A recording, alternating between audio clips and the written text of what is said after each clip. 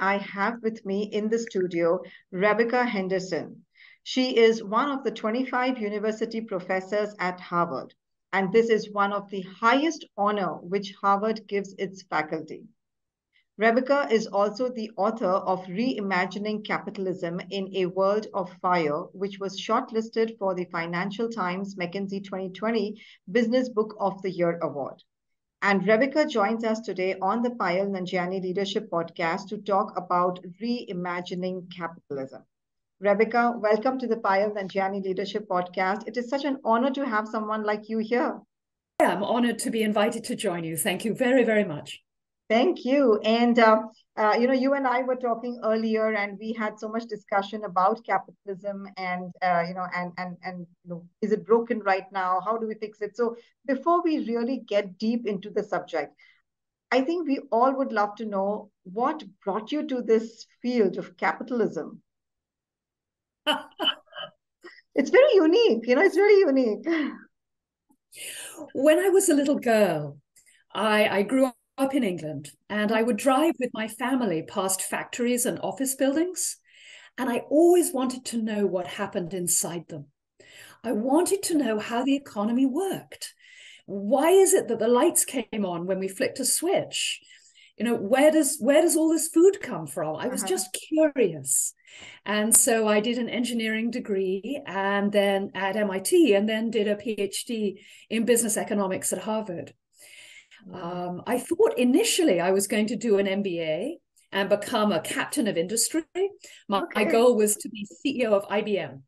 And I was delighted when eventually a woman did become CEO of IBM. True. But as I sat in the MBA classroom, we were doing cases, and I thought, I want to understand. It's not just that I want to be a business person. I really want to understand how things work. So I spent the first 20 years of my career studying innovation. What are the sources of innovation? How do firms change? I became something of an expert in why it's so difficult for large organizations to do new things. I became the Kodak Professor of Management, which was a complete coincidence, but I bet some of our listeners remember that Kodak had a little bit of trouble changing itself and went bankrupt. And I'm here to say it's a complete coincidence that the year Kodak went bankrupt is the year I moved to Harvard as a faculty member. Oh my goodness. So I was doing lots and lots of work in innovation, working with all kinds of firms, trying to understand what drove productivity growth in the economy, what drives growth more generally.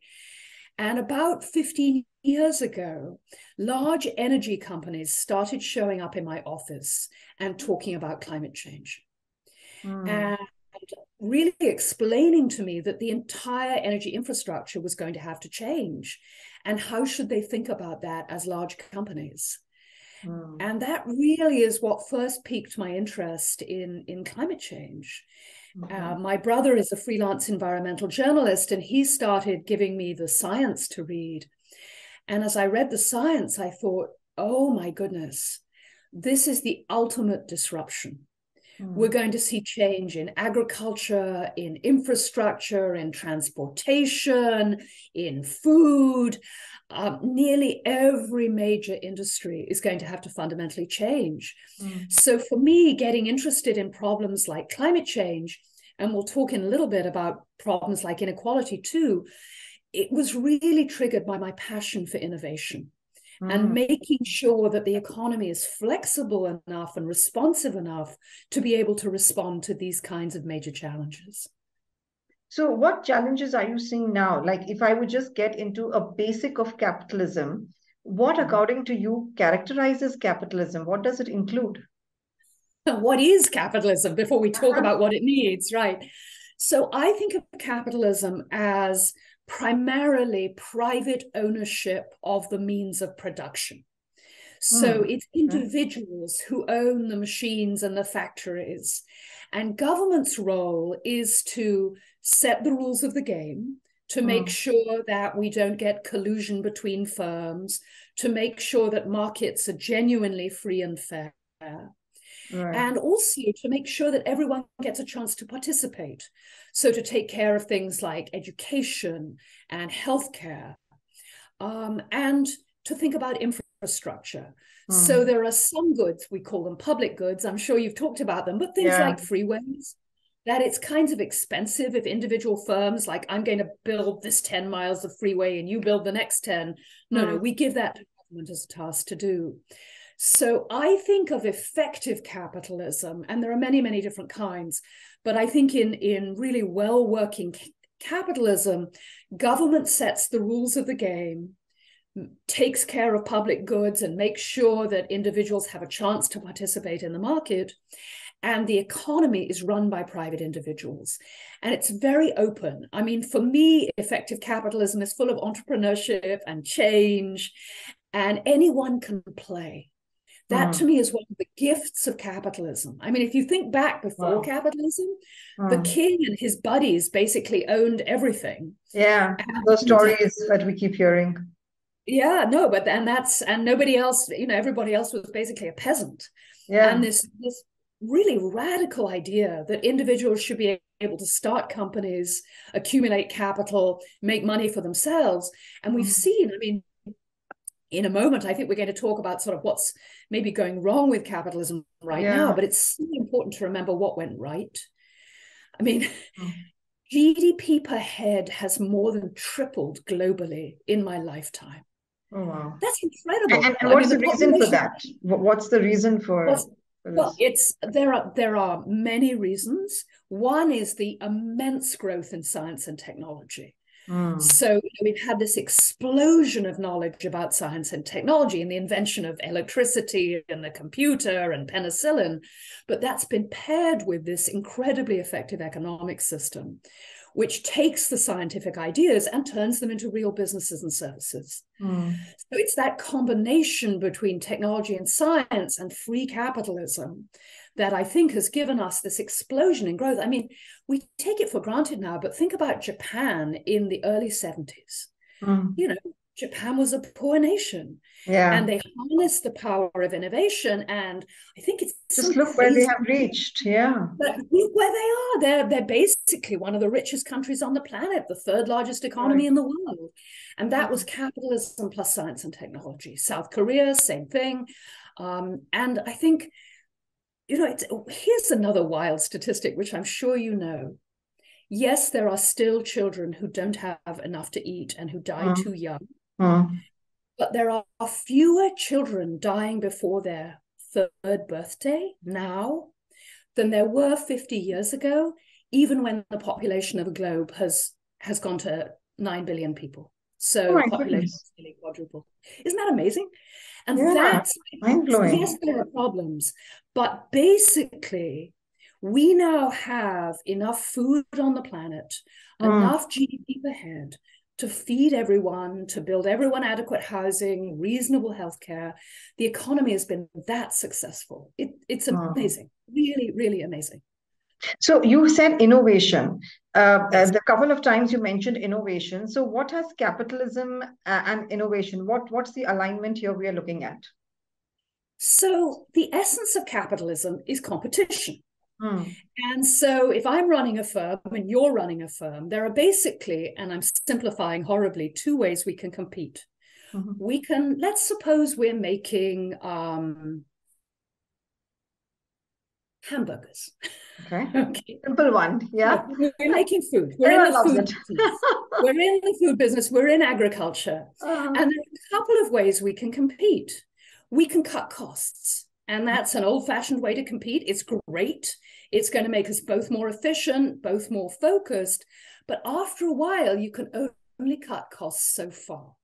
After a while, you have to say, is there a better way to farm? Is there a better way to take things to market? Are there products that we're not even thinking of, like maybe plant-based food or ready-to-eat sausages that, we haven't even thought of? And the thing about innovation, and innovation comes in both ways, right? Because on the one hand, innovation gives us cost reduction. If we go back to the example of the Japanese, think what they did to the automotive industry. They took a car that was fundamentally expensive and fundamentally unreliable, and they said, we're going to make this so it doesn't break and it's significantly cheaper. And that was unbelievable innovation in the way they structured the factories, managed the workforce, created the supply chain. I mean, they revolutionized manufacturing. And so incredible innovation in just, cutting costs and making it more reliable. But then, everybody caught up. So what do we do next? Okay, electric vehicles. So you see Elon Musk and others coming in. And yes, they care about climate change, but they also care that customers want to pollute less. And so they're responding to customer needs. The beauty of competition at its best and capitalism at its best is it harnesses competition to drive innovation in the service of what customers want. So Rebecca, listening to what you're saying, there is one major important question about capitalism, okay, that you and I were discussing even before, and you were mentioning about capitalism being broken. So the question that would come to my mind is capitalism broken? And that was the first one, and then what is the impact of it on the businesses? So, as you can tell, I'm a huge fan of capitalism. I'm a professor at the Harvard Business School. Yes. But I think capitalism is broken. And I think it's broken for three reasons. The first is the massive inequality we're seeing across the world. The US used to be one of the most equal countries on the planet. Which one did you say? The United States. Okay. The United States used to be a place where people could come from nothing and build businesses and do well. Yeah. And that still happens. We still have our stories about how that happens. Right. But if you look at the statistics, the odds of moving from the bottom 10% of the population to the top 10% are lower in the US than they are in so-called socialist countries like Denmark and Scandinavia. Wow. There's less mobility, less social mobility in the US than in most countries on the planet. But I never realized that. I mean, just being in the US and the entire environment doesn't make us feel that there is something like this happening, and it's so amazing that you could bring this out. You and I, have been in the US, and I emigrated to the US because I loved its opportunity and the fact it's called a land of opportunities. Absolutely, but here's the issue. If you are highly educated and very motivated, absolutely, sky's the limit. Agreed, but if you're born in the wrong zip code with terrible schools and lousy healthcare, you're sort of running with weights on your feet right from the beginning. I agree to that. Even like you said, if you are around in the zip code where the schools are very shabby, and I have seen that. I mean, being brought up there, I have seen a lot of my friends whose now children are into schools, and it just doesn't make sense to have something like this, and we don't even realize it actually. Now that you're saying, it's just coming to top of my mind that this is something so true, and we don't even observe it. Well, and one of the reasons we're seeing so much political polarization in the US is there are parts of the US where the school systems have really been allowed to degenerate. There are fewer and fewer jobs, and people are losing hope. And when you look at the income distribution, the share of wealth owned by the top 10%, let alone the top 1%, I mean, it's just more and more money is tending to the wealthiest people. And don't get me wrong. I mean, I've just been talking about one of the fantastic things about capitalism is it rewards people who innovate and build companies. And I'm a huge fan of that. I'm actually descended from a long line of successful entrepreneurs. But, to me, it doesn't make sense in two ways. One, if you're not paying people a living wage, so people are forced to work two jobs and don't have a secure schedule, and their kids are in lousy schools. I mean, that's really driving down wages so that they're absolutely at the bottom. So people lose a sense of dignity and respect, and their kids lose hope on the one hand. And on the other, you have a lot of money. Well, but how much money do you need? True. Okay, 20 million. It's more than probably most humans can spend in a lifetime. Let's say 100 million. Absolutely. But billions? I mean, really? And the thing that really troubles me here, and this leads me into the second reason I think capitalism is broken, is because as money gets more and more concentrated, power gets more and more concentrated. Now, it turns out that if you look at the billionaires in the US, which is something I know a little bit about, they're roughly split Republican and Democrat. Yeah. But I still don't want rich people making policy. Correct. I want a real democracy. And, the fact that money is so concentrated means that, and we have good studies on this. Sorry. That's okay. Are you okay? Because money is concentrated, the politicians listen to the people with the money. And the policies that get passed tend to be aligned with those who have means.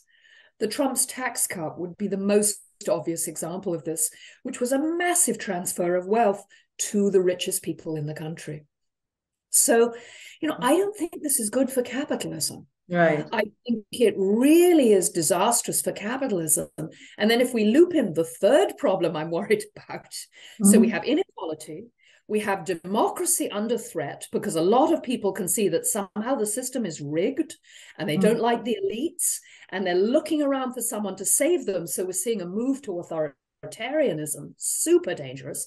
So we've got inequality, threats to democracy. And what's our third problem? Well, we're running the risk of seriously destabilizing the world's climate and the world's ecosystem. We're poisoning the oceans. The ocean's getting increasingly acidic. Yeah. At the moment, everywhere. And everywhere. Yeah. And you see in the science, they're saying that in India, whole areas of India are going to become uninhabitable. Yes, absolutely. You're seeing the fires in California, the floods everywhere. Yes.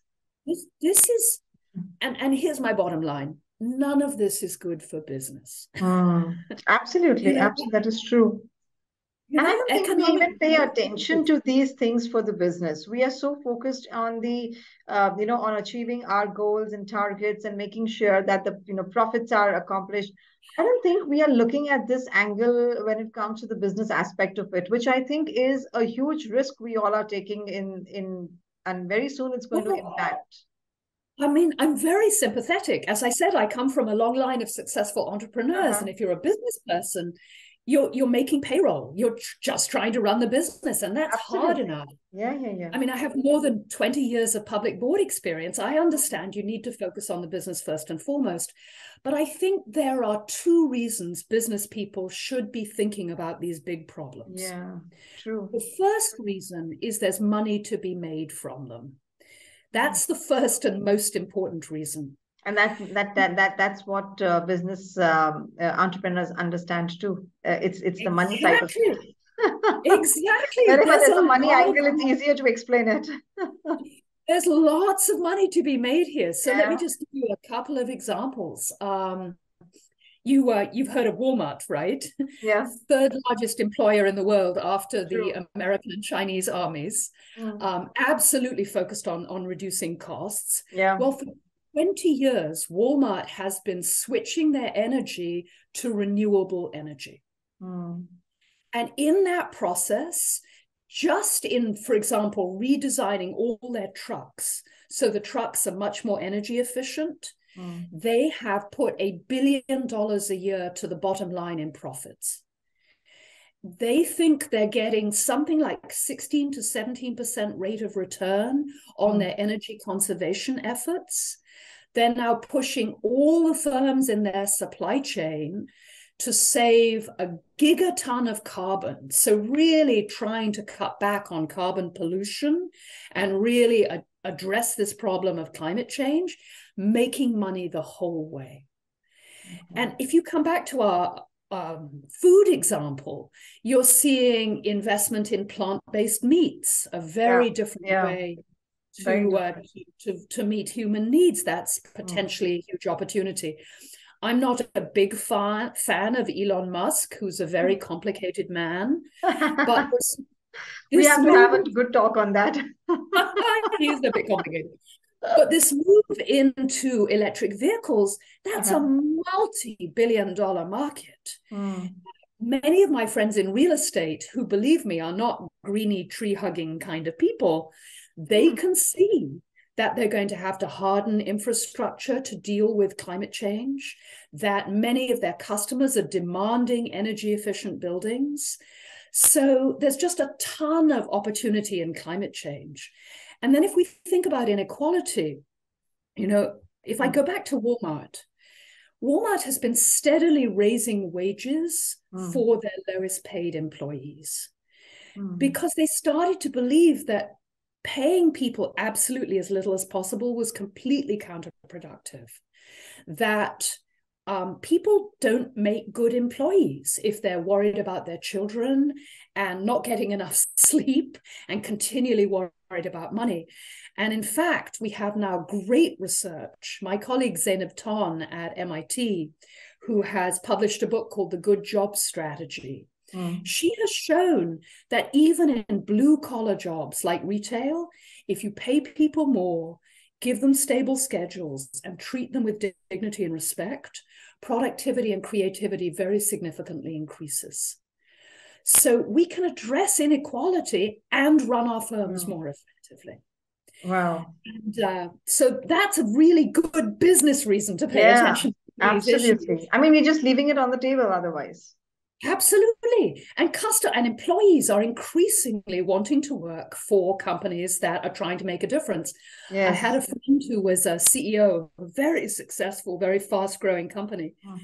And he called me up a few years ago, and he said, Rebecca, I don't really care about any of this sustainability stuff. And I knew him really well. So I said, no, Fred, not his real name. I know you really don't care. And he said, everyone I'm trying to hire cares. So would you come on over and talk to me and my senior team again about why thinking about the long term and thinking about the environment and the society might be good for our bottom line? And now that company is shot through with very strong values focused on these kinds of problems, and their hiring problems are. But a lot of, Rebecca, a lot of companies and CEOs have made a shift from profit to purpose. Is that something you've been seeing of late? Yes, and that's exactly what I'm talking about. And for me, purpose doesn't mean that you don't care about profits. I mean, you have to care about profits. Yeah, but that's why you're there. Think about profits become a means to an end, not an end to themselves. In a sense, we're reclaiming the fundamental purpose of capitalism, which is to create thriving, healthy societies. Making money was always a means to an end. Right. Money in itself doesn't get you anywhere. What you want are good jobs and great products and satisfied customers, and that's what you want. Correct. And so the shift to purpose for me is not weird or socialist. It's about what business is really about at root. Filling the gap, like you want to fill some gap, you want to solve a problem, a bigger need problem in the world. Exactly. And then the second reason business should care about these problems is if we don't address issues like climate change and democracy and inequality, rates of economic growth are going to fall. And I believe our societies are going to become radically unstable. And we're going to see increasingly anti-democratic and anti-competition kind of regimes. I mean, let me just tell you one story on this. I have a friend who's an entrepreneur in Hungary. And I don't know if you know this, but the Prime Minister of Hungary is increasingly authoritarian. He's taken over the media, And increasingly, he's trying to take over the economy. And he's basically giving the good jobs to his friends and companies to his friends. You don't get contracts if you don't have contacts. And he said to me, I don't want to grow my company too big because it will catch the eye of the government and I will lose it. That's crony capitalism. It's a disaster. And that's what authoritarianism leads to. Because if you have a government that is not controlled, whether it's right or left, it can be Venezuela, it can be Hungary. Correct, that's true. And people will not grow. I mean, you won't have any growth around you at all. No. You shut down growth, you create enormous social unrest, and you get people in power who want to take it to control the economy. It's a huge problem. Yeah. I mean, anyone listening to us who's done business in states like this, where a few people control the power, they know what it's like. That's not a good time. And nothing much is being done about it either. I mean, there is, so that brings me to asking you, with all of this, capitalism is not fair then. I mean, we see a lot of, discrimination. We see a lot of gaps around there. So I don't think it might look fair, but it's not. I'm afraid in many places it is not. Yeah. That if your skin is a different color, or you're from a different religion, or you're a different gender, it's much harder to compete. And again, that's bad for capitalism because you're losing a lot of potential talent and energy. And as we said, if you're born in the wrong place, so you didn't get the education or the healthcare you needed, it's very hard to compete. And again, it's bad business because you need to be pulling your employees from many different places. And, it's not fair. Sometimes I meet people who've made a great deal of money and they say, well, I worked really hard for it. And they did. But that doesn't mean that working two jobs under difficult circumstances with very little money, that those people aren't working hard too. Absolutely. They're working hard too. And it's very heartening to see that, People need to be able to make enough to live on and to take care of their children. True, absolutely. And it's really not that case, it's not really not the case. And has the pandemic changed anything? Has the pandemic had any effect on the capitalism, or do you see something that you could speak about?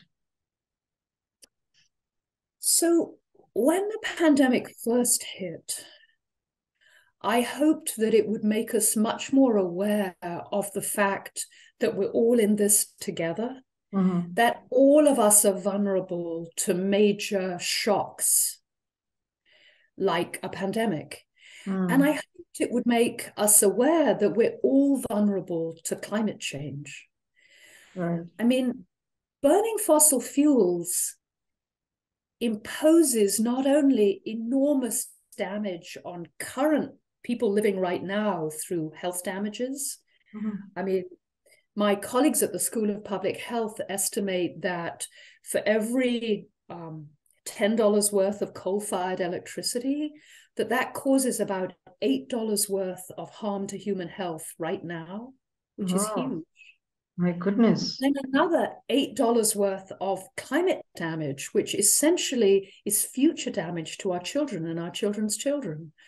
So we're generating these huge costs that we're passing on to other people. And I thought the pandemic would make us more aware of that. More smarter, more better in decision making about these things. Right, and more resilient, more connected, more committed. Yeah. But, although people talk about climate change, we're still not moving nearly fast enough to make a difference. And what's so frustrating to me as an innovation person is if we'd started 20 years ago trying to make this transition to move to a carbon-free economy, completely renewable energy, it would have cost us about 3% of GDP. Oh. It wasn't expensive. Now, doing it now will cost more, but the costs of not doing it get bigger and bigger and bigger. I mean, we're storing up so much trouble for, I used to say our children and our children's children, but us, you and Yeah, I are going to exactly. face. Yeah, Exactly. I mean, we in the present are facing all of this. absolutely. This is not some theoretical thing. And again, Correct. if you're a business person, we're talking massive disruption of supply chains, Mhm. widespread coastal flooding, hundreds of millions of people migrating north as the tropics become uninhabitable, increasing political instability, regular failures in the food supply. I mean, none of this is the kind of stable environment that you would like as a business Exactly. person. Yeah, absolutely. And maybe, that's a reason why so many entrepreneurs these days, you will find them always complaining that doing business in this era is very tough. And I think this might be one of the reasons what you're saying. I mean, we're just not focusing on this right now.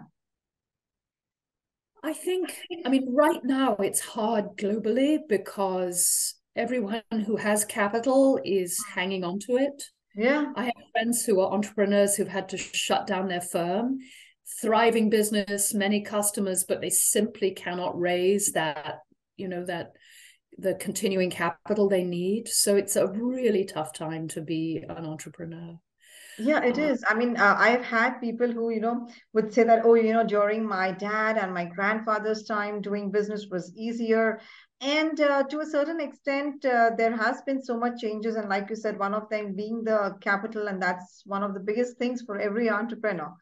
And if, doing business now is hard and we are not focusing on the things like you mentioned, it's going to be more difficult in the future. So, like you said, we are facing it also, and our children are going to see a higher impact of it. and in some industries, big companies are getting bigger and Yeah, bigger. And so it's hard if you're a small firm to find a way in. absolutely. Um, no, that's a real issue. Like we say, like the rich are getting richer and the poor are getting poorer. But I think the good news is more and more business people are Mhm. becoming more purpose driven. I mean, That's the something thing. we Yeah. haven't talked about. I've talked about the business case for thinking about these issues and Yeah. how important it is for the health of economic growth. I think it's also important to remember that we're human beings. Hmm. And what do we really care about? We want to see, I think, certainly I do, I want to see my son grow up in a world where he has a good chance of succeeding, which Mm. where the climate is relatively benign to human beings in societies that are open and free. Mm. And True. that's sort of what we care about as humans. And Correct. the idea that we would poison the sea and destroy the world's ecosystems just so that in the short term we were a little bit richer, Mm. you know. And of course I'm talking about the developed world. If Yeah. you're somewhere where you don't yet have basic electricity, basic Yeah. food supplies, of course you need an energy system. Correct. But the rich world is very, very rich. We could Yeah. afford this transition, and Yeah. then in my dreams, we'd see a massive transfer of technology to Mm. those who need it so that they too can build a sustainable economy. I mean, in the end, this is all about growth and innovation and Mm. taking advantage of these problems to really support economic growth going forward and make sure that doesn't come to an end. Wow, I think that's some wonderful conversation, Rebecca. With time flying by, I would love to know what would be your piece of advice for people who want to succeed. One piece of advice. Yeah, because you really helped us understand so deeply about things, and I want the audience to pick up some advice from you more on how they should succeed in their career, so that they can take that away with them also.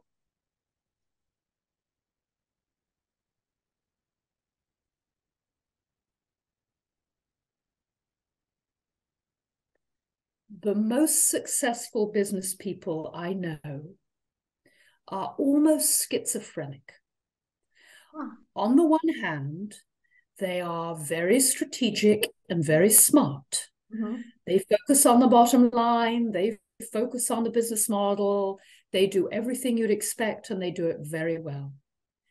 And on the other hand, they're in business to make some kind of difference in the world. Sometimes it's creating great jobs. Sometimes it's solving the problem of deforestation. Sometimes it's making a product that customers will love. But they're fundamentally in business because they have a passion to create or build something they think the world really needs. Wow. And it's that combination. You have to have both, right? You can't just have some great vision about saving the world and not be an excellent business person. True. You have to have both of them. And if you're just an excellent business person, you will be tempted to push wages down and down, to continue to pollute, to corrupt the government. And that ultimately will create both, I'm going to use strong language, it will hurt your soul and your life. And it will hurt the society and the world. So I think you need both. That's where I'm going to go. Oh my goodness, that is wonderfully, wonderfully. You've just circled back to where we started from and how you merged both of them as one of the advices that you would give people. So I think that is wonderful, Rebecca. Thank you so much for being on this podcast and taking the time from your schedule to be here and share your nuggets. I'll be very honest. You are truly making a difference. Through your work in capitalism, you are truly making a difference. Well, thank you. You're very kind. I think the people who are making a difference are the thousands and thousands of value-driven business people who see that these problems exist and who are determined to do what they can to address them. Those are my heroes and heroines. Thank you. And this one's for our listeners. This is Rebecca Henderson and Payal Nanjiani wishing you loads of success in your career life. God bless.